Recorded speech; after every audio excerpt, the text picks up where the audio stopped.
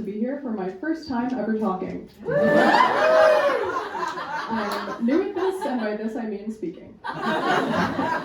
And yeah, if you know me, you know the problem isn't really just that I'm shy, it's like I physically don't make a lot of noise. Like no waiter has heard my order on the first try ever. And it's kind of becoming a problem, like I'm so out of practice that just regular small talk is like a medical emergency, like a strain on my vocal cords, if you will.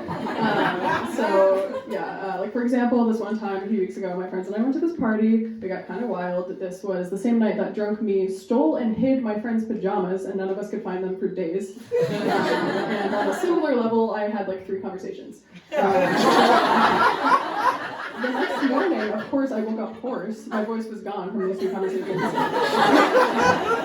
my friend, who's a speech therapist, was like, "That's not good, in my professional opinion." She was like, "I think you need to start doing daily vocal warm-ups for speaking."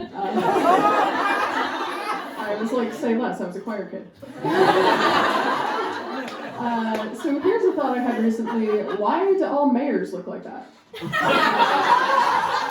I was watching The Nightmare Before Christmas. They have that guy that's like a triangle pumpkin mayor. And why do all cartoon mayors have to be that shape? Kind of suspicious. Anyway, so I'm 22, which means that I'm in the middle of what I like to call second puberty. This is a time when you are overqualified to be a teen, but underqualified to be in your 20s. And today I have a list of some symptoms of second puberty. Number 1, you get your wisdom teeth out. Number 2, you have an unpaid internship. Number 3, you have your heart broken once a week, but it's always by people you never dated. Number 4, you're afraid to buy alcohol even if you're 21. Number 5, any phone call makes you shit your pants. Number 6, maybe you wake up one day with crispy hair and a splitting hangover from blacking out singing show tunes at karaoke, so you break the February cold for hash browns and a 32-ounce Diet Coke, which you eat while you call your parents, and then hop on the subway wearing sunglasses to go to work for 9 hours, and then crash at 6 a.m. Yeah. Is that one too niche? Anyway, I love dogs. And I love dogs like an actually freakish amount. Like we're talking like watch Balto and Snow Dogs religiously from birth. Taught myself to read because I wanted to read Clifford books so bad. I even dislocated my elbow pretending to be a dog.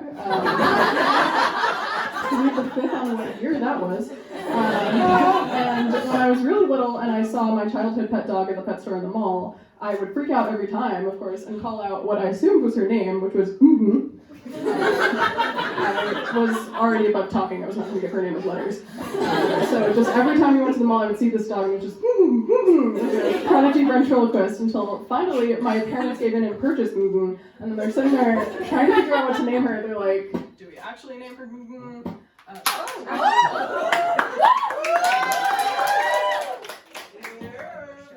Hold on. I really need it.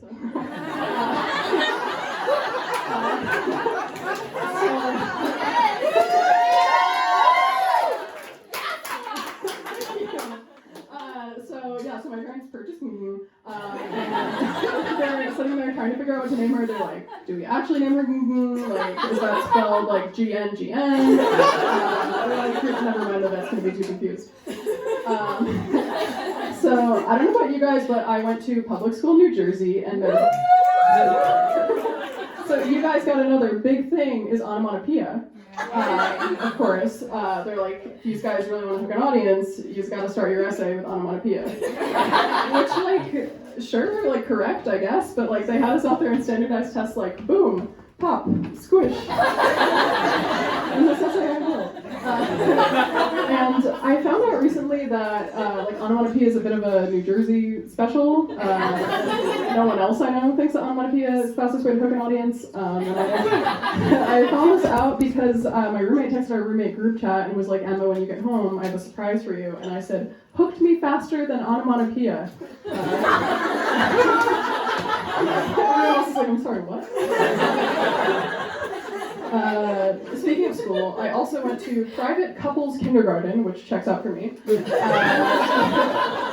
was a Connecticut Montessori school, so of course the class was me and one other boy, and we were dating. And also because it was a Montessori school, the teacher's like, as long as it's educational, you guys can do whatever you want all day. And 4-year-old me's like, whatever I want? The teacher's like, whatever you want. I was like, cool, you're gonna sit there all day, every day, while I dictate books to you. This was famously when I got all my talking out. And 4-year-old me was prolific. Some of my books were about the Great Depression, because I liked American Girl dolls. Which, side note, I recently asked my friend if I should be an American Girl doll for Halloween, and she said, way too quickly, you wouldn't have to dress up. Boom, roasted. Onomatopoeia, you listening? Anyway, so, yeah, some of the books I wrote when I was 4 were about World War II. The rest were about Queen Emma, just this long series about me being a queen and my female relatives all simultaneously being queens, which politically is spicy.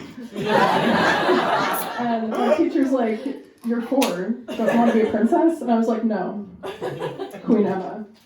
I don't look like a pumpkin, I can't be a mayor. Thank you so much, everyone.